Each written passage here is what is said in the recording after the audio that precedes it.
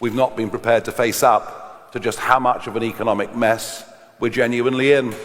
As we slip down the global league tables, we kid ourselves. Well, it's okay. We've got GDP growth.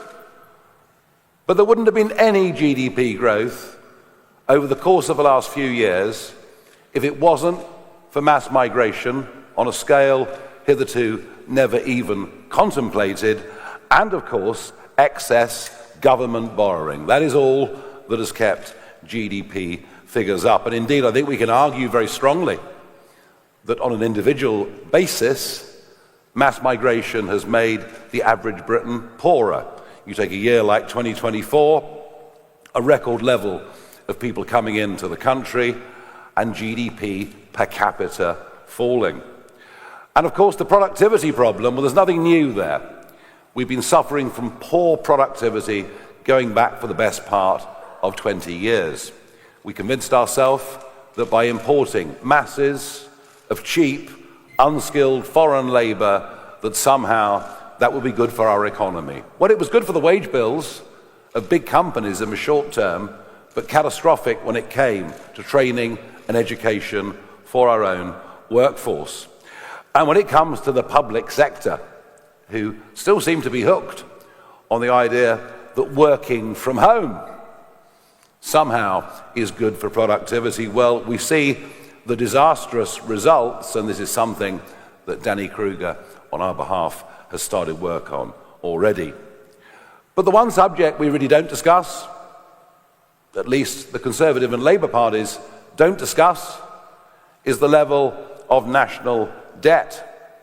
In fact, even last week, the leader of the Conservative Party was saying, in office, we cut the deficit for 14 years.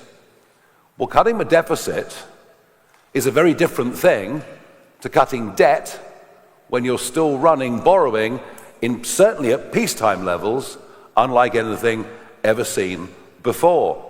They may try to wash their hands and run away from it, but our national debt increased by over 2.5 times during those 14 years. And now it's accelerating. Now it's accelerating in the most extraordinary way. The OBR predictions for the year going back just before the general election was that we'd borrow 77 billion in the year.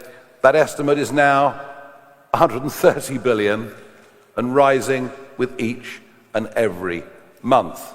Our debt has risen faster than any other comparable Western country. In fact, in the last 20 years, our debt-GDP ratio is up by nearly 60%.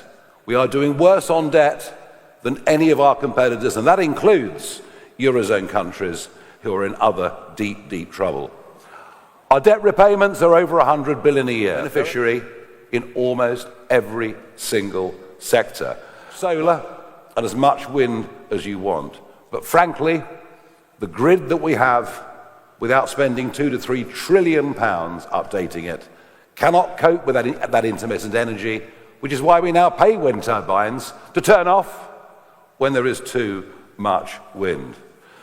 The lunatic cost of net zero is continuing deindustrialization.